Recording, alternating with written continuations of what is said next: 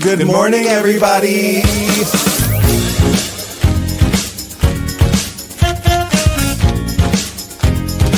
Wake up. Wake up, wake up. In Provincetown.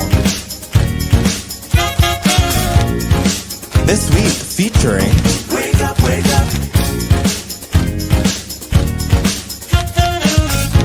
Can I have some coffee? Wake up, wake up. Make it strong, please. Hey. Oh. Hey. Wake up, wake up. Oh. No, really, can I have some coffee? Wake up, wake up.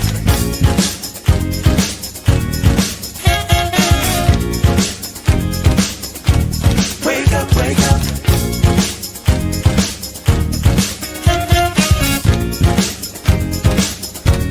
Wake up, wake up.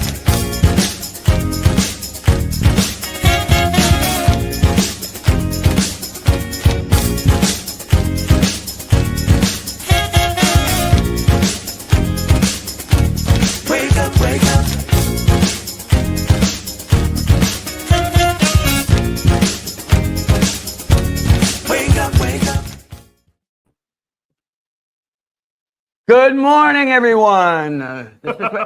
He's panning the camera, dummy. This is Wake Up in Provincetown. It is going to be that kind of show. This is Wake Up in Provincetown. I'm Mark. Hi, everybody. Good morning. It's Friday, August 1st. My name is Bob. This is Wake Up in Provincetown. We've got a great show for you today. The Broadway Boys are here. Richard Skipper. Broadway legend, Richard Skipper. Broadway, so much knowledge about Broadway. We have Edouard Fontenot from the Provincetown Independent here to ask, what is queer food?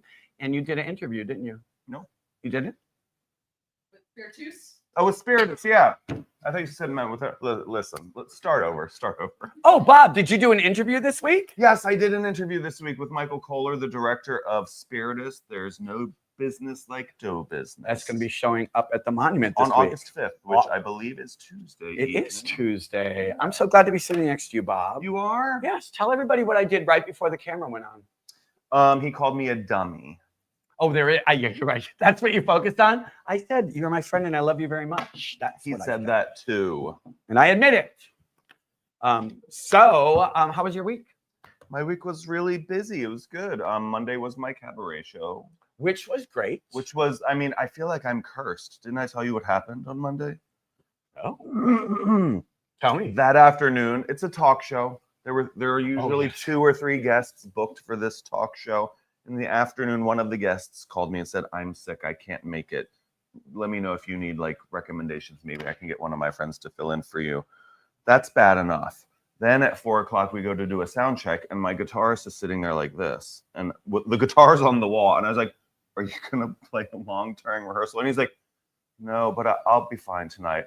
2 hours before the show, calls and says, I'm sick. I can't come. And then the third guest, who was going to play piano on 1 song and sing on 2 songs, had a really terrible bike accident an hour before the show. Eesh. Maybe you are cursed. And like was staying with me and comes into the house bloody from head to toe. And I was like, do you have to go to the hospital? And he goes, I don't think so. And I said, can you still sing? To Bob, very, very, very, very caring person that you are. I said hospital first. Yeah, you're right. But also, it's like, if that person couldn't have done it, we would have had to have canceled the whole thing. At that point, we were like at such a... You know what? I was in the deficit. audience, and I didn't feel any of that. Really? Yeah, you had some great people that stepped in the last minute, great. and I would not have known. If I didn't know who was supposed to be there, I wouldn't have known. It was just very scary. Yeah, like yeah. That's like, it's a total stress fest at that point. When like 3 of the people... I'm calling you next time. Yeah. Thank you, Cherie Marcel. Yeah, she was who filled in yeah. at literally the last minute and knocked it out of the park and had a really important announcement to make for everybody. Congratulations, Cherie, on your announcement. I don't know if she's telling everybody yet, but congratulations. It's also a testament to you, and that you can make a phone call and people will come and give you help at the last minute. Thank you. Like that's it. That's, you know, I am proud of the fact that I at the last minute, if I make a phone call, because I will always step in if someone asks me to do something at last minute, as much as I can. So that's the way to run the world. And then after that, I was in Boston for work. I got back yesterday. Speaking of work, annual physical. Oh, how was that? Gross. Oh, no, the whole kidding. thing. It's fine. Everything's fine. Everything's great. Great. Excellent. Well, get those physicals while you can if you're on Mass Health. Peter, like they called him, they're like, don't forget your physical is next Monday. And he's like, I can't make it. When can I reschedule it for? And they go August 2026. Without irony, they meant it. They plugged him in for a year from now. Yeah. Don't try to skip reschedule your skip physical your at our Cape Health appointments. Services. All you queens that live in other states that come to Massachusetts for your health care, don't skip your appointments because soon you're going to lose that care. I'm mad at that. Me Those too. people are no. I am too. Let's do it. All right. You're on blast. You don't live here. You haven't lived here in 5 years. I'm sorry you moved to a shitty state that doesn't give you health care because it's warm and it's nice and it's in Provincetown in Massachusetts didn't treat you well. Don't come here for your health care. Sorry. There are people milking Mass Health, and it's going away now. Thanks, guys. Yeah, you are part of the problem. And so, Thank you. yeah. Anyway, there are people who live here and work here who desperately need health insurance, and you're taking it away from them. Is this the rant section of the show? Keep going. Keep ranting. No, I'm Get not going them. to rant more. Stick it to them. I don't want this to be a negative show. I want this to be Okay. a positive show. I think that was a positive message for all of the people that really rely on Mass Health and live here. Yes, exactly. them, If you that have was a friend that's scamming the system, rat them out. No, I don't want to. No, I don't want that. I don't want that. How was your week? My week was actually really fun. What did you do? Last Saturday, I participated in the dunk tank for the Summer of Sass fundraiser here. It was great. I was super jazzed. Did you make a lot of money? We have a little clip, very brief little clip.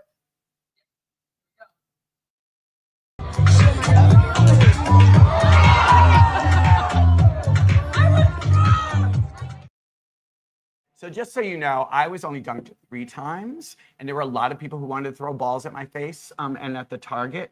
But we raised $1,000. That's great. And Marissa Miller did it. Yoli did it. Some of the Sass kids also participated. Mackenzie did it. Harrison did it. So it was great. It was really fun. Harrison caught pneumonia in the dunk tank. That's why he's not here today. Yes, that's what it is. Well, it's because I was the second person in the tank, and I may have peed a little. No, just kidding. That's disgusting. I know it's disgusting. Oh, It didn't happen. It didn't everybody, happen. it's like by the time you're the last one, like 6 other people have been dunked in there over and over, and the water doesn't get changed or anything. No, it's just a pool of tap water that. Yeah, no, it was really fun, and they raised $1,000, which helps support Summer of Sass. You know how else you can support Summer of Sass? They have a strawberry social next Friday, right, Ethan? Yeah. What time is it on Friday? And are you 5 to 8? DJing, Ethan? Excellent. So if DJ Bear Barbie will be doing a set at the Summer of Sass Strawberry Social. Say that 5 times fast. Summer of Sass Strawberry Social. Okay, I was kidding. You don't have to try to say it 5 times. Sorry. It's at the house, right? Yeah.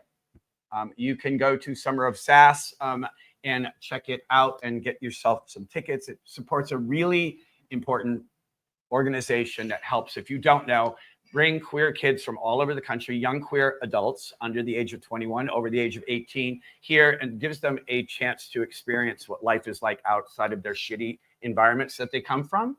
So please, if you have a chance, support Summer of Sass. Go to the Strawberry Social, or anytime they have a fundraiser, support them. Yeah, it's fundraiser season, everybody. Speaking of which, No, we're going to get to that in a little bit. Okay. I'm still talking about my week. I haven't been on the desk in a while. Now I get to talk about me. Go.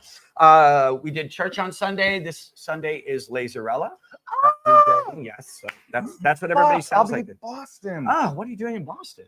It's the 50th anniversary of the there's like a national conference of state legislators. 9,000 state legislators and staff are descending on Boston from Sunday to Thursday. Grinder's gonna blow up. Wow. Anyway, all the Republicans that will be on it. Yeah. Oh yeah, it's a bipartisan conference. Everybody's coming for it, and Boston gets to be the host for the 50th anniversary version of this. Cool. And so those of us that live in Massachusetts, we've all been conscribed to volunteer shifts. And I was like, what's my title? Wayfinder. So I have to be one of those people that's like, the ballroom is this way. Oh, do you get a little sexy vest? Right? No, we got some polo shirts. Oh, okay. And CSL 50 Boston, whatever. Who pays for those polo shirts? If you're looking for a room where they have lots and lots of house-made ranch, that's this way. that's for Michael Holcomb. Yeah, so it's going to be a lot of fun. There's events day, morning, noon, and night. So can I ask you, so when they have this conference and it's bipartisan, they bring in legislatures from all over the country and they come to this thing, what, do they, do they talk about how we used to work together? We used to find common ground, like you want this, and somewhere in the middle, it benefits most people. Do they talk that way, or is it just like you suck?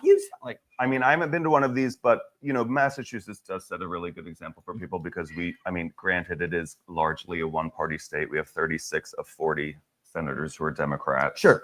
And in the House, I think it's like 160 something out of 200, maybe more. But they all work together, and it's like we're trying to get stuff done for the people. We are public servants first and foremost. Here's what we're actually here to do. So it's nice to work for a legislature that's at least trying to set a good example and do things for people. And as hosts, we're hoping to like set the stage for that. That'll be awesome. Let's hope something good comes out of it. Speaking of doing good things for people, Senator Julian Cyr made an announcement. Right? Oh, yeah. So, July 31st is the end of the legislative session. They usually take a summer break on August 1st. So yesterday there were a couple of big announcements, one of which was the passage of what is colloquially known as the SHIELD 2.0 Act. It's a healthcare act that, I don't know if you remember this, but back when Donald Trump was reinstated in January, the Massachusetts Senate was like, we need to come up with a plan to like think ahead, to like defend against the idiocy that he's like obviously going to implement. And one of those things that they said back then, they were like, we need to like codify healthcare protections for transgender people, reproductive care, essentially reproductive care and gender affirming care, so that even the people who are delivering the care, because they're trying to be like, if you go to Massachusetts and get something done that's illegal here, we're going to go after that doctor. Right. Massachusetts is making it so that cannot happen. And so that doctor can't be sued. So the doctor can't be sued. Privacy of the patient. So like you can't just find out everything you want to know about people willy-nilly just so you can stick it to them, which is kind of their plan. Right. But not here in Massachusetts. So the Massachusetts Senate has the whole legislature. It's the SHIELD Act to protect healthcare protections here in Massachusetts. Fantastic. Speaking of good healthcare in Massachusetts. Right. So if you don't live here and you're mooching off of our system, hoof it, queen. Beat it. Try getting it in Palm Springs or wherever the hell you live. Actually, California has decent Palm healthcare. Springs. So who are you actually? Somebody in Florida, I could tell. Oh, yeah, Florida. Oof. I need to talk about that. How do you feel about having a concentration camp on the other side of the state from your little condo on the beach in Fort Lauderdale? Sorry. I thought it was Louisiana that was like creating all the prisons. Florida too? It's a growth industry. It's dark times out there, you guys. What wasn't dark was the Cody play I did on Monday. If you don't know, we do these plays Monday night at the Gifford House at 7 o'clock. Original play every week, usually written by Cody Sullivan. This week, written by Katie Pentadinas. I love Katie so much. Katie play, and it was filthy and raunchy, as dirty and gross as we could make it. She went there, and we went there, and it was really fun. Were you there? I wish, no. There were a few older folks in the audience in the front row, and every time we said something gross, they're like, "Oh God, oh jeez!" And I was like, "Buckle up." I hope I'm never that old person who's like, "Oh, hiss, body comedy." You were gross once too, old people. It was kind of fun to watch them. I was like, "Wait till you get to this part." What was the theme? Just bodiness? It was just about how she was put in charge. Oh no! It was about her aunt. So it started off being this body thing about how she was going to be in charge and she didn't give a fuck what we said, blah, blah, blah. And then it went into a memory play about her beloved Nana, who was went to Hamburger University, McDonald's Hamburger University in Chicago. So is that a real thing? It's a real thing. So, and then at the end, and it was, her aunt, her grandmother gave her Grammy, that's it, gave her sense of humor, her sense of like joy in life and stuff like that. So it started off, it was foul and filthy, and then it became this beautiful love letter to her grandma, who was played by Carl Gregory. So you can imagine what the grandma, Trish. as well, that thing. So it was fantastic and fun. So check out the Cody plays. They're free every Monday. And then we got if you don't know, I'm a dune driver 3 days a week. And we got another Bronco Jeep for our dune tours, Mm-hmm. and I got to drive it for the first time the other day on Tuesday when it was 97 degrees. A Bronco is the topless Jeep, It's a right? top. It's a open top vehicle. It was 97 degrees. I was getting heat stroke, and I kept telling the people that were in we could put the top up and the air conditioner down. Wouldn't that be nice? They're like all sweating. They're like, no, we paid to have the top down. And I was like, okay, but anytime you want to, we're like broiling. You pay extra for that. Yes, But and can't you also blast the AC while the top is it's down? still when the sun is beating down your head. And I was at Humvees, and I was like, oh, I should get one of those Tilly hats, those Mhm. wide brim fucking hats.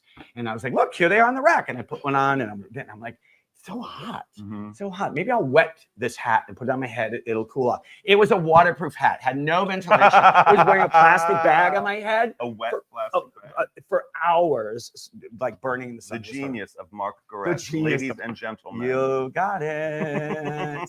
So that was kind of my week, and now I'm here. And Great. happy to be here. I know. Have you enjoyed Family Week? I love Family Week. I had a mom on her night off on my Sunset Dune tour yesterday. I love Family Week. And I look, misogynistic men who think women are shrill, people who think babies are awful, people who think children are awful. I don't know what's wrong with you. I really don't. This is like one of the best weeks of the year, I agree. right? Like Yeah. people bringing their families, whether the children identify as gender nonspecific or queer, or the adults are queer and they have children. Why would we not celebrate this? They're not going in the bars, baby. You could still go suck dick at the Dick Doc. It's okay to have other people in this town that don't look like you and are trying to raise their kids in a way that from all over the country gather here Yeah. to like say, hey, you're not the only family like this. You're not the only kid like this. And also, like, the clientele of Provincetown can't just be gay adults getting older. And White older. gay adults. We need children who fall in love with P-Town at the age of 10, who come here when they're 22 and they're like, I love this place. My parents brought me here. Like, those are the future adult lovers of Provincetown. Yeah, they got to start somewhere. Yeah. So like, You had wanted that when you were a kid. I know that's the other wish. thing. That's the other thing. You grew up in that small town in Ohio, and you were picked on and called a little faggy boy or a dykey girl or whatever. And these kids are getting to see a different way of life. Right. It's the same thing with the Summer's House kids. Where we call the boys dykey girl. Um, Yeah, Provincetown, acceptance. Anyway, which I'm seemed so accepting. You're so accepting today. Oh, Receiving. He's definitely receiving. I'm definitely receiving. Do you want to talk about some local news? Always. All right. So this week, because of some incidents in town that have happened and the rhetoric of the knuckleheads throughout the country, the town has decided that they're going to do a safety training, a personal safety training event at the town hall. It's going to be Monday from 5 to 7. It's going to be Tuesday from 12 to 2. They're going to give you, with the police department and another organization, they're going to give you safety tips, how to do personal self-defense, Self-defense how lessons. to be aware of situational awareness, how to stand up for other people. Yeah. I think the town is really taking this seriously, and the police department is also taking seriously threats to our safety and anyone's safety, which I will tell you was not always the case with the police department here. Right. So the new direction under our new police chief, whose name Greg Hennick. thank you. I really applaud, and the town management. They're really making sure that anyone who comes to Provincetown can feel safe. And I think the first step is always situational awareness. Be aware of your surroundings. It is Provincetown, but it is still a street at 2:30 in the morning. Yeah, and you're If you're alone. and you're a little inebriated, and we've all been there, but you have to be aware of where you are, or try to be aware of where you are, or be with a friend, or make sure you call that trick when you get home. Get their numbers so you can be tested for STDs if you get one, or they can be tested for STDs. Full package. Full package. Yeah. And make sure, if you want to get tested or you want to make sure that you are safe for the summer, call Test and Treat. Get yourself an appointment, especially if you met a stranger at 2:30 in the morning and you got home safely and you get a little burning in a few days. Go to Test and Treat and they will take care of you. Oh, got that in there. Let's talk about tomorrow on the lawn of the library. So Emily Schiffer, we had her on the show. She works for the Independent and she also works in the school system. She brought together children from Newtok, Alaska, which is the first climate change refugee town in America. They actually had to move the town because of rising sea level, et cetera. And she worked with some Provincetown kids and they did a photography project together the Koch Family Fund paid for the hotel rooms for these kids to all meet up in New York City, and they had an adventure in New York City. And they have a photo exhibit and a chat tomorrow at the library from 2 to 4. It's called Lessons from New Talk. So check it out. I think it's going to be a really cool experience for those kids, and also to see how climate change is affecting people around the world, and it's how it's affecting us, which is why we have started our Coastal Resiliency Advisory Plan, and which has been released. If you live on the shoreline, go to the website of the town and look up Coastal Resiliency Advisory Plan. That's not it, because that spells crap. It's it's the Coastal Resiliency Plan that we have just created for the town, and it will tell you how you can try to mitigate the effects of sea level rise, which is going to affect all of us. For sure. What else is affecting all of us? This PFAS, man. Oh, well, that's there was a report in the Independent this week about the tourism data. Oh, I saw that. Yeah, anecdotally, people have said it's a slow season, but other people have said it's a busy season, and it's supposed to, it depends on what your business is. Patrick says Marine Specialties, his numbers have been through the roof. He even started another store. Really? Yeah, called Right. I forget what it's called. Anyway, where the Cuffees used to be. It has a new store in there, and he says that that's busy. I know some restaurants have been down, some restaurants have been up.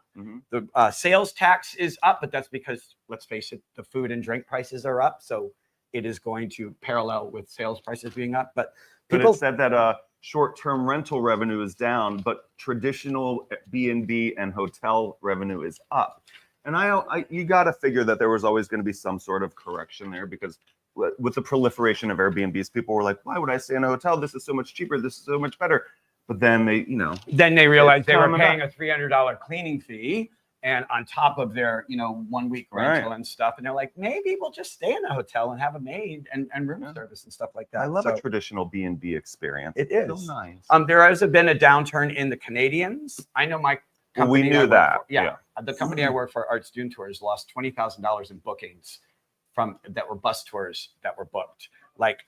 So a lot of this is anecdotal. Oh, our Canadian renters are down this year, but he was like, no, I lost these bookings. They were on my books. Buses canceled months ago, like when this whole thing happened. So Rob Costa does also say in this article that 16 rainy Saturdays in a row is not great for a Dune tour company. No, or the town in a whole, general, when people are like, why am I going to go walk around Provincetown in the rain? This is the first rainy Friday morning I can remember this summer. As I biked here, I was like, oh. I know. I was like, oh, it's gotta be wet this morning. We'll hear all about the weather later with Sean. That is correct. Another thing, this is the trickling down of cuts. Public broadcasting is affecting our local radio station, WOMR. The headline is they're going to lose 20% of their revenue. That's a big chunk. And that revenue that they were getting from the government was to pay salaries, et cetera, pay for overhead of running a radio station, because the DJs volunteer. Right. But 20% is a huge thing. And, if you are a supporter of WOMR, please, you might want to dig a little deeper this year. And if you are a supporter of local journalism, you have until August 15th. That is 2 weeks from today. To make a donation to the local journalism project. So they have a chance to buy this house for not a lot of money, and they only need to raise $137,800 in order to buy this house so they can house the young journalism students that they bring here every year. It's a fantastic program. We've had them on the show a million times. And if you believe in local journalism, if you believe in supporting young people just starting out their careers, I don't think it's a lot of money to ask for. No, they only need to raise less than $10,000 a day for the next 2 weeks, and they'll have enough money to buy this house to house local journalists. Yeah, so please, if you want to contribute to the local journalism project, please do so. We're going to chat a little bit with Edouard Fontenot about other things, because he is not one of those young folks. He is deep into his career as a food writer. Is he pronouncing your name correctly? French, I can know how to pronounce it. That's check. Oh, just check. That's that, I think. Yeah? Yeah, pretty much. That's everything. Do you have anything else you want to talk about? No, I'm good, or man. rant about? Or No, I anything? think you've covered the rant portion quite I know. nicely. I will be getting a lot of emails. Also, I'm going to just say this too. When you're knew it. No. When you're thinking of fundraising, this is not a free thing. This costs money. I pay Sam, or we pay Sam. We pay Ethan. I haven't been paid in a couple of years. If you have a little bit of spare money that you would like to be a sponsor for Wake Up in Provincetown, we will gladly take some money from you, because it's $24,000 a year if we all got paid to do this show. We produce an hour of live local television a week. We highlight nonprofits, we highlight artists, we highlight businesses and local wackadoos that we like to have on the show. So please, if you want to support us, reach out to wakeupinprovincetown@gmail. That's our address, yeah, something. Or me directly. This is why the emails are all going into like the ether. They're just Okay, great. Great. I'll take it. I'll be paying the taxes on that, but that's okay. What's next, Mark? What is next? So we are going to go to I think we're going to go to the roundup with Sam, who's going to tell you everything that's going on in a very busy week in Provincetown. Take it away, Sam. Good morning, everyone, and welcome to the Wake Up Weekly Roundup with me, Sam Sewell, for the week of August 1st through August 7th. Rabbit, everyone. It is August 1st. We've made it, and I just wanted to showcase this piece of art that I saw on the Provincetown Community Space page by Rowan Vibald. I think this captures August perfectly through this rabbit. So rabbit, everyone. Also, shameless self-promotion and happy opening to the cast and crew and production team of The Hobbit. Yes, that is me, and I'm going to shamelessly self-promote until I cannot do stuff like this anymore. So come see The Hobbit, running now through August 24th at the Cape Cod Theatre Company Harwich Junior Theatre. Now, moving on to Friday, it is still Family Week in town, and you can check out their full lineup at ptownfamilyweek.com. What they got going on today, they have a juggle jam at the Provincetown Hall, they have a family pride parade at the Bowerly Park, and a dance party at the Crown and Anchors, so we will see you out there. Also, playing at the Water's Edge Cinema, a new series of films Together started yesterday, and The Naked Gun, which I hear is pretty hilarious, starts today. So go check these out this weekend, especially as it's going to be a little bit rainy and soggy out there. Check out some film at the Water's Edge Cinema. Also, Margaret Cho is in town today and tomorrow at Provincetown Hall. Thank you to Payomet. So be sure to get your tickets if you haven't already. And on Saturday, I'm going to promote the art Peacemakers, presenting Create Peace, commemorating the 80th anniversary of the bombing of Hiroshima and Nagasaki. This has been going on since July 28th, but on August 2nd, there will be an artist reception with, I hear, some very tasty goodies, and also some spoken word and music on August 5th, and a silent vigil at Town Hall. This is also in Wellfleet, so go check them out. And on Sunday, you're going to want to check out Two Fairy Queens as part of the Great Music on Sundays at 5. What better way to beat the heat than to see some live music in a cool air conditioning space at the Unitarian Universalist Church? Go ahead and get that now. That is a free event. Also, if you like singing, check out Broadway on the Beach, because this lineup is going to be really good. It's Marissa Miller and Marty Miller and some really special guests, including myself, singing another song about the sky. You're going to have to come and find out which one, and I will see you there. And on Tuesday, the next free screening at the Dive-In is Troop Beverly Hills, so that'll happen around 7 p.m. over at the Crown and Anchor. Be sure to grab a bite at the Provincetown Brewing Company beforehand, and we'll see you there for this campy classic. We're ramping up for Carnival Week, can you tell? Also, speaking of camp, the Bearded Mistress pageant is going on later that night at the Crown and Anchor, specifically at the Provincetown Brewing Company, and there will be some very special performances, so get your tickets now. It usually sells out. This is a really great event in the new space, and it's going on at 9 p.m. On Wednesday, you can see Worn, Weathered, and Woven by Janet Beattie. I think I said your name right this time. This is going on at the Provincetown Commons from the 6th through the 18th, so go on and check it out. Also, Music on the Hill is happening at 5 p.m. over at the Monument. They have been having some great lineups, including some really good bands, so I would go highly recommend check that out. Upcoming, the Tall Ships, the real Tall Ships, are coming back into town, and you can catch a ride on them August 8th through 17th. catching sales and tours on the Kilmar Nickel. Also coming up, Glory Pole, a queer strip night with Connor Jocktober, is back at the Gifford House on August 8th and September 12th. So go ahead and get their tickets now because that's going to be a really great show. And Shaboom is coming up over at the Gifford House. Shameless plug because I really like them a lot. In any case, if you have any events that are coming up, please email me at wakeuproundup@gmail.com or DM me at wakeuproundup. Summer is not over yet, so continue to drink that water, go see a film on this rainy day, and come see my show, Gollum, my precious. Just want to say really quickly, congratulations to Sam, whose show The Hobbit opened last night. Sam is playing Gollum in the show, and Sam's like the Daniel Day-Lewis of Provincetown, like staying in character around town, like setting up the show like this. I'm like, is Sam all right? Ooh. Gollum burlesque. Who doesn't love that? We can't wait to come and see you. Please don't get that anywhere else. You do not get that. Only in Provincetown. Only in Provincetown. And only in Provincetown this weekend, we have Mr. Richard Skipper, veteran of all things Broadway. Thank you. Richard, when did you first, or like, what's your start in the biz of show? How much time do we have? I know we've only got a few minutes. I grew up on a tobacco farm in South Carolina. Mm-hmm. I love what you said earlier about families bringing their kids here so early. I would have loved to have had that. But I grew up at a tobacco farm in South Carolina, and I'm a product of 1960s and 70s television. I wanted to be in that world of show business. So when I was 13 years old, true story, I was reading a book called The Magic of Believing by Claude M. Bristol. And in the book, he says, set your mind on a goal like a homing pigeon and go after it with dogged determination.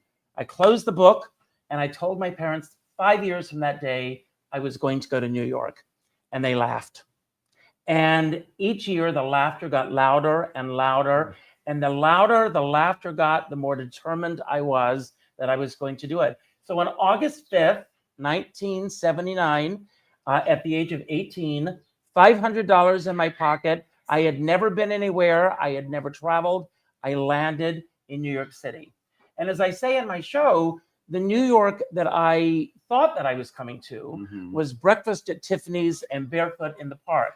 And what I arrived to find was taxi driver, midnight cowboy, and a little bit of cruising. A little bit, Richard. Yeah. New York was very different at that time. So it was wild to get started in that environment. Very different from today. People are so nostalgic about that time, though. Do you look back on it and you're like, oh, or you're like, whoa? I miss the sleaze of New York City.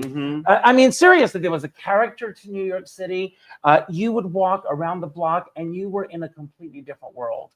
And anything goes. We paid the price for that too. But so much was open, so much was free. It was a completely different world. I miss that world of a life without cell phones, without social media. I actually left social media this year. I tune in to YouTube every Friday for Wake Up in Provincetown. But for other than that, I'm off. And you go ahead. No, just the fact that you were able to extract yourself from the utter cesspool that is social media. I salute you, sir. Thank you. At the end of February, and I talk about this in my show, by the way. And your show, you have two different shows. That's right. One is your life story with song. On Monday night, I do the show Everything You Always Wanted to Know About Richard Skipper, but Were Afraid to Ask.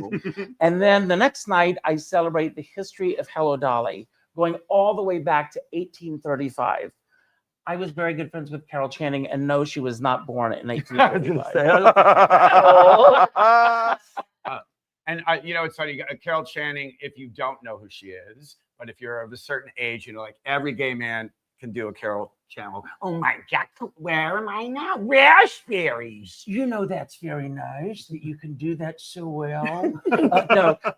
No, but I want to give a shout out to Nikki Campioli, who was at the Art House this weekend And I saw a show last night and the night before, and he is amazing. And I know he's watching. Okay. So just Is Hello Dolly your favorite Broadway show of all it of is. them? It is. Of What is all it time? about- Of all what is it about time. that show that pulls you The in? show is about stepping outside of your comfort zone. It's about taking chances. I think everything in life pivots on one thing, and that's the word yes. And so many people are so quick to say, no, you can't do that. No, that won't work. No, we can't do this. But if more people thought from that point of saying yes, the world would be a completely different place. Right. It's absolutely true. And learn to say yes to the invitations that you think, ugh, I don't have time for that today. I can't be bothered with that today. It's like, And I know, and I want to do a shout out to every artist that comes to Provincetown every year. And I hear sometimes the locals say, well, I'm a local. I don't go to see shows. I've heard this. Mhm. But what happens is these artists are bringing revenue into this town because the people that come to see the shows go to the restaurants. They go to the art galleries. It's all interconnected. Mhm. So celebrate all that Provincetown has to offer. Absolutely. and there's a lot of different types of artists. And you're obviously not doing a drag show, and there's nothing wrong with a drag show stuff, but you're celebrating your life and your history and your vast knowledge of Broadway. Well, I always say that I am the alternative to the twinks. Not that I'm not one. The twinks and the drag queens, I celebrate everybody. So that's what it's about. Yeah, and there's just a lot of different types of entertainment in town, and you're going to find something that is right for you, and that's to be celebrated. But let's not talk about me. Let's talk about the Broadway Boys. Yeah. Oh, well, the Broadway Boys will be. They're here. It's all about They're the here. history of That's right, Broadway that's on the right. show today. Richard, so you got started 46 years ago? That's right. And what is your goal of what you want to do in the future? I want to bring people together. For me, the audience is the star of the show. It's about connecting with those people out there. When you go into a darkened room, I know some people love to do that, but you go into a darkened room and you sit next to somebody. How often do you say, hi, how are you? Where are you Right. from? And that's what I want both of these shows to do, to bring people together for an hour just to celebrate each other. Great.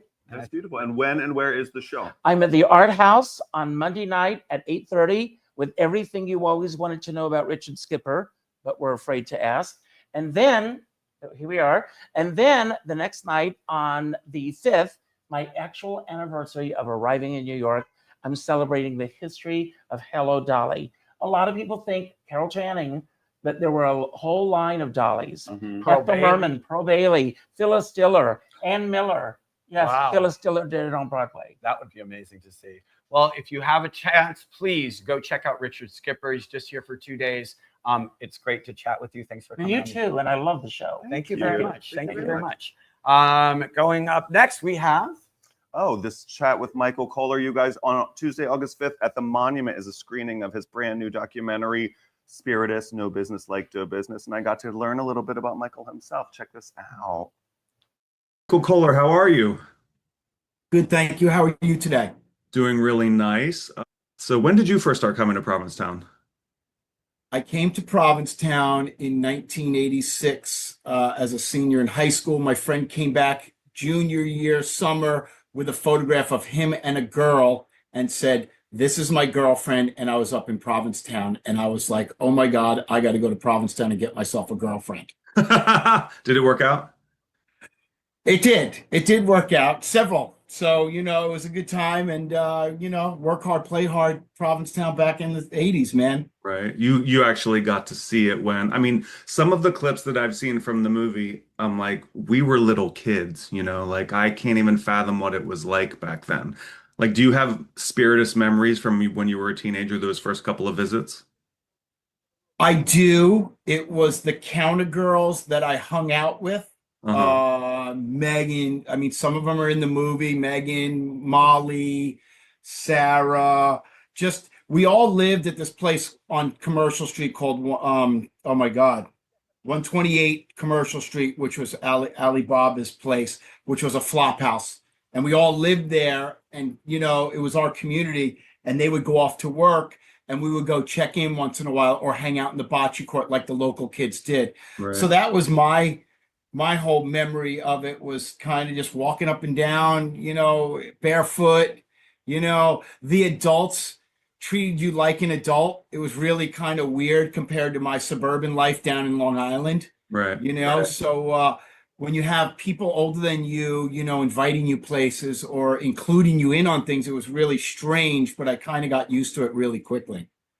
I mean, I just remember my first visit to town was the summer of 2000. I had just turned 21, and it was the middle of July, and the lines were just all the way down the street, and I could not believe people were waiting for pizza. And it took me a while to get that it was the social scene aspect of it as well, and the meat market, and then you start digging in and you get a little bit of the history of it, like the riot and the Golden Plunger. And when did the idea hit you to make a movie about this?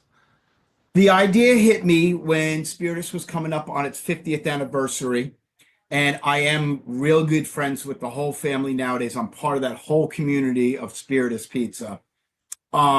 We have a close personal friend. John has a real close personal friend, Franco Crivelli, who had all these archival film reels that he would show at John's house every so often. And I knew those reels existed. So my first project was to locate the reels, get the permission from Franco, and just put something together for John and the Yingling family. And I have to mention TT as well, John's wife, who passed away several years ago. That I just wanted to do it for them and the whole 50-year camaraderie, because they have a huge community of I don't want to say ex-employees, but people that don't work there anymore, that are scattered throughout the country, throughout the world. And a lot of them, percentage-wise, are very successful people, learning this model of hard work, put your head down, get it done, serve something of quality, and then get them out, so you can get more in that whole aspect. But I put it together, got everything in line, and I showed it at the Life Memorial of TT when we did that a few years ago, and people were like, "Wow, this is a film. Put your credits on it. You're done." And I was like, "No. I still had more here in my studio to put into the movie." Mm-hmm. So that's when I realized I needed a real editor. I had to get some funding to do that, because I called it a no budget film, being the artist that I am, Right. Not knowing anything about filmmaking. And yes, you do need a budget and stick with that budget, and you need funding to make a film. So, that fell to the wayside, the no budget film. And John actually helped me out. I found an editor who's an amazing storyteller. And that's how the movie came to become a full feature documentary. I mean, I just want to say thank you for taking the time to focus on what is really a beloved cultural institution here. Anybody who's ever been here has a Spiritus memory and has had a slice. And it's such a part of the town. Like, I know, Pauline just passed away. And after we left the UU, we did like a New Orleans style second line to Spiritus. And then everybody hung out where the bocce courts are and ate pizza and ate sandwiches and reminisced. And it just feels like it's a place for all of us to be family together. And I think that's what so many people love about it. And it seems like you really captured that. Thank you. And I agree. And that was the main thing, it wasn't John Yingling's story. It was the community and camaraderie that he created. Well, as it bloomed, he started it, but then, different casting characters added onto the wheel, you might say, and there became more spokes on it. Because it's not just John. TT Yingling has a lot to do with it. TT La Madrid Yingling. Ted Fox, I think his name is.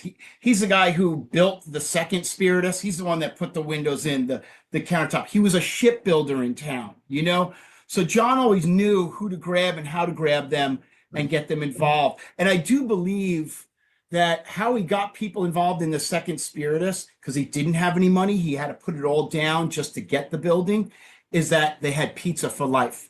Right. Oh, wow. So that was his payment. Every once in a while you get someone in there, claiming their slice for life or whatever, if they town.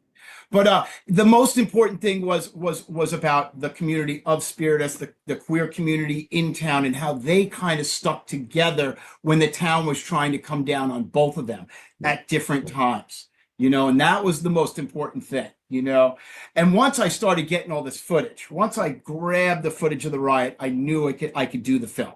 Once I had these reels that we found in Franco's archives that weren't even developed yet, and it had a label on it saying Spiritus, and I got that, I was like, oh my God, it just bloomed from there. That's awesome. I can't wait to see you on August 5th. Thank you so much for taking a couple of minutes to chat with us today, and good luck with this. It's really beautiful. Bob, thank you so much, and you have a great day. Thanks a lot, Michael. I'll talk to you soon. Wake up Provincetown, right?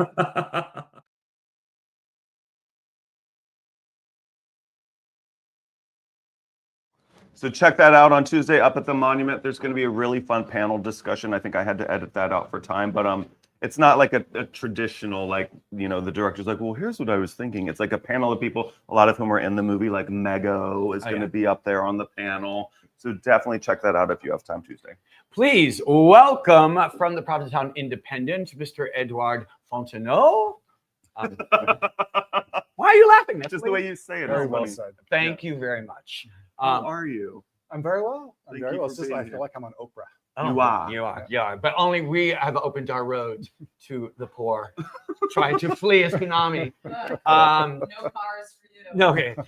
Edward, you write for the Provincetown Independent Yes, as a I do. food writer. Yes. But that wasn't your. I misspoke. That was not my career until the beginning of the pandemic. I'm a clinical psychologist, a therapist, but the paper decided to let me try my hand at food writing. You pitched that? You were like, I want to do this? Or they were I hiring a food pitched writer? it. I just wrote a column. I think it was about gumbo. And I sent it in, and Teresa, I mean, it's you have an editor, so she fixes everything up for me. Sure. But yeah, and that's I just did my 100th column, I believe. Oh my gosh! And how did you know about gumbo? I was raised on gumbo. I'm from Louisiana, from near New Orleans, and we had gumbo every week. So. And how long have you been coming to Provincetown? Coming to Provincetown for 30 years, maybe. And now you're here full time, living in Truro. Now we live full time in Truro.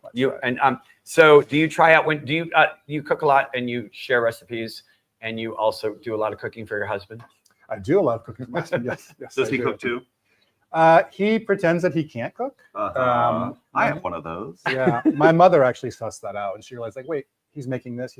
He can cook, but he resists. You're like, but not as good as me, Mom. He Not grills. as good as me. He grills. Let the person who's better at it do it. That's the philosophy. We all bring our strengths.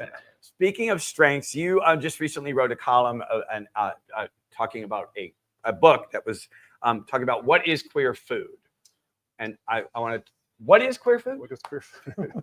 Well, Quiche. as we were discussing earlier, it's anything from France. But this book is really about the history of how queer people in the U.S. have been sort of the backbone of the development of the food culture as it exists today. And these are voices that were mostly sort of silenced or obscured, or people who had to remain in the closet in order to have a career.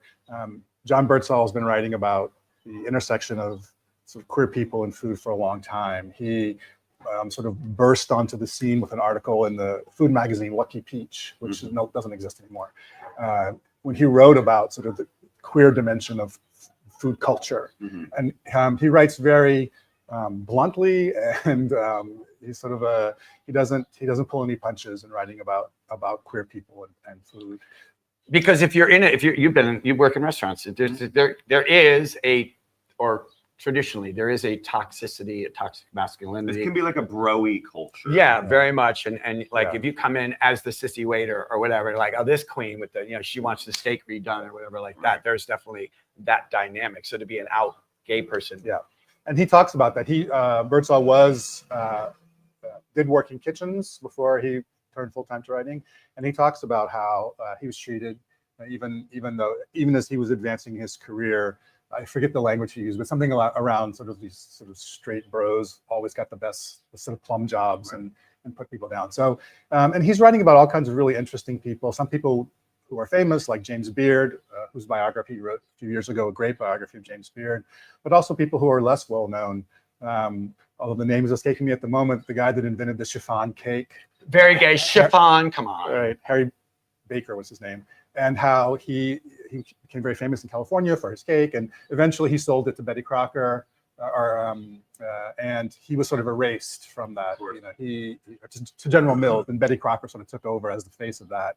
And you know, this happened to a lot of people in food culture. They were sort of, their sexuality or their queerness was erased. What I like about this book is that, especially in the time we're living now, where it seems like queer people are being erased from history, you know, when they take you know, transgender off of the Stonewall riots, that something is going wrong. And so, you know, John Birdsall is sort of in the face of that. He's insisting that the contributions of queer people be acknowledged, and I really like the sort of resistance dimension of the book. Right, because when you dig back into the history and you sort of connect the dots, because people couldn't be out Correct. at certain times or whatever. That's and you right. connect the dots, like you can sort of, you know, it's the gaydar goes off. You're like, oh, this female chef that, you know, when you go through it, you're like, oh, obviously they were gay, but they couldn't be discussed, or, you know, they couldn't be out. Right. But even today, when it's easier to be out, it's really important that the outness not be slowly eroded. And I think that, you know, what's happening now at a national level, especially of trying to sort of fudge history and to sort of remove some of that history, is really dangerous. Absolutely. It's really dangerous if we don't pay attention. You know, we'll look up one day and see, you know, sort of revisionist history completely taken over. Right. This timeline will be gone. It'll just be like, it was only white men that were here, and Exactly. going like, oh, history repeating itself. Yeah. What's your favorite food to cook? Personally, That's such a difficult question. I go in stages. Gay food. Right? Queer food. I'm omnivorous with regard to food. So I go in stages. Right now, we've recently been making a lot of poke, which is a sort of Hawaiian version of sushi in a way. That's something that's really, we've been eating that a lot. But I sort of go in stages. I'm working on a recipe now for a column coming up for a remoulade sauce, which is like a sauce often used on shrimp. So that's something I'm working on. I like to cook all kinds of food. It was interesting going to poke for a second. So I worked with a young person last year, and they were saying that there was a poke restaurant in their neighborhood, and everybody loved it. And then people started complaining that it was that white people had this restaurant, and it was cultural appropriation. I was like, Oh, a recipe Jesus. is you everyone appropriates recipes. That's how food grows. That's how more people get to share it. It doesn't have to be made by the person whose culture that comes from. Then again, on the side of this, if I went into a Thai restaurant and it was a bunch of white people making it, I would leave. You might want to consider that restaurant. Yeah. You know what I mean? Yeah, but what if their mother was Thai and they happen to know how to make I'm that sure food? people walk in and see me making Thai food and they're like, he's white. And I'm like, I don't identify as that. Yeah, and food is made to be shared, and that's the whole object of, especially when you go to a restaurant or whatever, and you want to share that food, your love of that food. You're not making shitty food by choice, I hope, right? So whatever speaks to you as a person to cook, that's what you want to share with people. It's the ultimate act of sharing. Love. When you share Food food. is Yeah, love. food is It's love. it's an interesting question, this idea of food and cultural appropriation. I mean, I think there are conversations to be had. You know, I mean, I think it's one thing when you're cooking in your own house. It's not another thing when you're presenting it. You know, there's the sort of famous case of Clean Chinese in New York, the restaurant, that was very offensive to many people because, as if Clean Chinese? yeah, you know, Ish, it's yeah. sort of the name of the restaurant. And anyway, I think there's a conversation to be had. But I do agree with you that I like to make all kinds of food, and you know, I think that there's no way to go wrong with what you cook. Right, when you're cooking with love and Do you go out to eat a lot around here? Not in the season because I can't get in anywhere. Right. So we go out to eat in September and May. Right. Yeah. Because when you're from a place like New Orleans, which is known for like a lot of like flavor, and you come to a place like New England, which, not to slam our region, but it's very like mayonnaise on bread, you know? Yeah. It's like, how do you transport that experience to a place like this? Because even when I moved here 20 years ago, it was still like, don't put too much black pepper in something because people here don't like that. And I feel like it's finally starting turn where people here can handle a little heat. Oh, palates have definitely Yeah. gotten more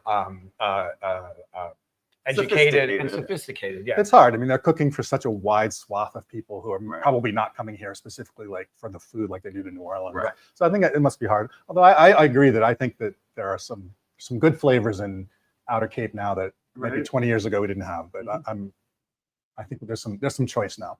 Well, if you want to read Edouard's column, get yourself a subscription to the Provincetown Independent or buy it on the newsstands every week.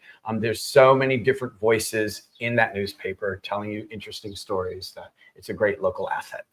It is. Thanks for coming on today. Thank you. Appreciate it. Thank you. And now we are going to go to the weather with Sean. Good morning, Provincetown. I honestly can't remember the last time I had to say this, but it is a soggy, chilly, rainy start here in town. Overnight, a system swept through the region, giving us a solid soaking, a dramatic temperature drop. Right now it's 62, but it feels more like 55. It's cool enough that I'm actually wearing a shirt, and it's definitely raining right now.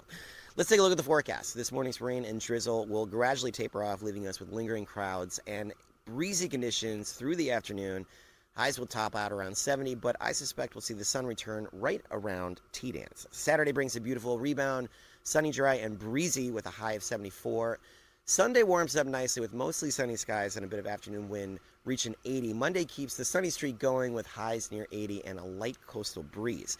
Tuesday stays pleasant with sun and passing high clouds, highs around 77. By Wednesday, we'll see increasing humidity under mostly cloudy skies with highs in the mid-70s.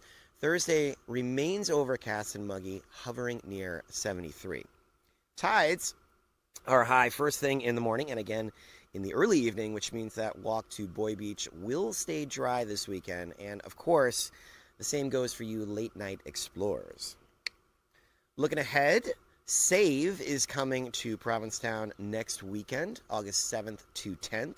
SAVE is Florida's longest running LGBTQ plus political advocacy group, and they're bringing their movement to P-Town with a full lineup of events aimed at raising awareness, building community, and inspiring action, not just in Florida, but nationwide. Check out the full itinerary and RSVP now at save.lgbt/SavePtown25. Let's show up, show out, and support those doing the work because local action leads to national change. I'll be sharing more about this exciting and important event on my Insta later this weekend. And finally, you know the drill. If it's Friday, it's dog tag tea at the Boat Slip. With a little luck, the sun will be back just in time for tea at 4. And don't forget to check out Soaked at the Slip, our Sunday pool party starting at 11, hosted by yours truly, with dancers, games, prizes, and a whole lot of fun. That's it for me. I'm going to go ahead and get dry. Have a great weekend, everyone. For those of you in town, I'll see you at tea. Boys, back to you at the brewery. Thank you, Sean, for that weather report and for being shirtless in the weather report. He wasn't shirtless that time? Sean! Oh, come on! Anyway, here are the Broadway Boys. Speaking of shirtless. Jesse, Brad, Shane, Adam, you guys, thank you so much for being here. You had your first show last night. We did. At the Red Room. How did it go? It was fantastic, incredible crowd. And this is your first season performing in town. Yeah, we love it. We've been trying to come for years and years, so we're so excited to make it happen. This is a show that you have been doing together for a while. Yeah, over 20 years. Really? 20 years? 20 years. Yeah, The four of you? there's a roster of 30 guys. Okay. So depending on people's show schedules, shows always open, shows always closed. Right. So when people have time off, they, we'll throw them in the group and we'll tour all over the country. Excellent. And so what can people expect at a Broadway Boys show? It's classic show tunes, but with a modern twist. We arrange the songs with elements of pop, funk, gospel, rock, lots of different genres that we sort of mix together and come up with like a new contemporary sound. Jesse here does all of the arrangements. Beautiful, incredible 4-part harmonies. Yeah, it's amazing and a blast. And you'll get to learn about each of us too, and how we discovered theater, how we moved to New York, shows we've been in, a little backstage behind the scenes gossip, some Broadway tea, if you will. Who's worked with Patti LuPone? No comment. Really? Well, I can say I have not. I've never met her. Oh, okay, that means you have. Right. Okay, which one of you is the Elphaba? Who's like singing all the way up here? And That's probably me. Okay. Full alto. Yeah. What's the favorite show that you have appeared in on Broadway? Your favorite experience? My favorite? show that I've done is probably the last show that I did with Jesse, Jesus Christ Superstar. Oh, Yeah. wow. I was Jesus. He was Simon. Cool. I scolded him every day. Are you excited for the Hollywood Bowl? Yeah, it's thing? gonna be great. Yeah, It's That's very excited. crazy. Incredible. One of the Yeah. Broadway boys is actually in it, John Krause. Yeah. Mhm. Adam, what's your favorite Broadway experience? I mean, my debut was Spider-Man on Broadway, and I survived to tell the tale. I was literally flying around the theater for 2.5 years. I did that. Oh my And God. Came out unscathed. Back It when was- people it were was falling. Riveting. Yeah. What Yeah. character did you play? I was in the ensemble, but I played one of the Spider-Man. I was the Green Goblin during the battle sequence at the end. It was exhilarating. Did you have to be one of the big spiders wearing the high-heeled shoes? No, that was 1.0. I wasn't there for that. Which I think you can find on YouTube somewhere. I saw that. I saw that version. Yeah. It was wild. It was a wild ride. What was the Broadway show that made you as a little boy fall like Richard was saying, where like Hello Dolly for him is that Right. show? The first musical I ever did was Joseph and the Amazing Technicolor Dreamcoat. So I was Really? Yes. I was in the kids ensemble. So I'd have to say that is really the one that that was my gateway drug into musical theater in 6th grade. But then obviously Rent was huge for me. And Les Mis was another one. I did Les Mis in high school, like the school version, and just fell in love. I still know every word. And yeah, I would say that those three were sort of my gateway. I was Valjean in high school. With a big painted on beard. Exactly. And then at white, hair stuff. But I was Marius professionally back in 2015. I'm sort of aging. Now I'm in between characters. But forever 21. And how are you guys finding the P-Town audiences so far? Incredible. They're very responsive and they know the material. So, Yes. They're the perfect audience to play to. Absolutely. Show queens know their stuff. Do you guys remember the lyrics from the colored song?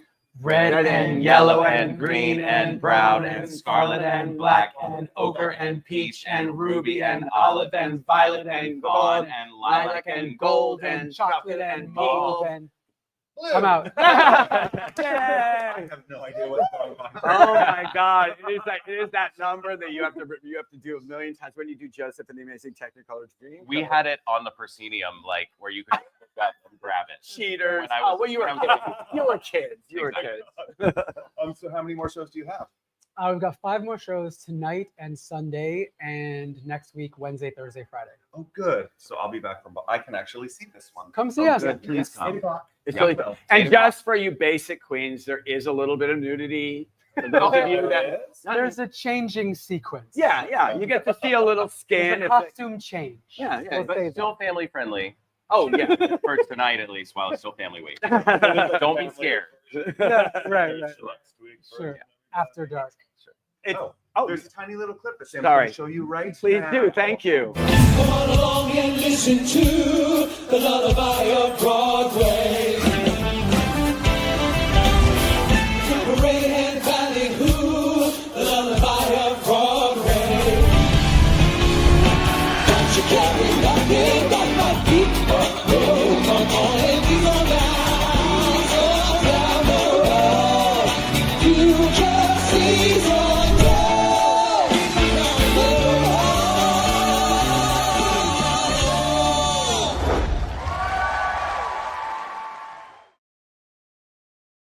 Sounded awesome. Were you doing Ease on Down when you were barking on the street? We were not. We were not. It's one of those shows that I'm sure barks really well. Yeah, it does. I Because think all you have so. to say is, do you like Broadway? And people are like, yes. And then they come. Yes, they sold out last night, you guys. If you want to see this, this is one of the ones that you're going to want to get your tickets a little bit ahead of time. I encourage you to do.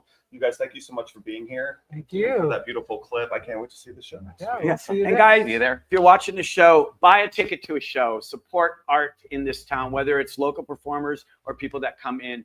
It makes this town vibrant, and it makes it why people come to this town. So go get a ticket to Richard Skipper, get a ticket to the Broadway Boys, ticket to any show in town, and help support local art. Now's a good time to thank our sponsors, the Boat Slip, the P-Town Inn, the Provincetown Brewing Company, the Provincetown Business Guild, the Crown and Anchor, PTV. Did I get them all? You got them I on, did and it. I had to write it right down because I haven't done You so. wrote it down. I did it. All right. Thank you guys for watching. We'll be back next week, Thank you for waking up in Provincetown, wherever you are. and we'll see you soon. Bye.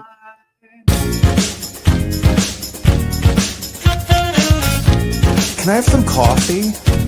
Wake Wake up, wake up. Make it strong, please. Hey, ho, hey, wake up, wake up. No, really, can I have some coffee?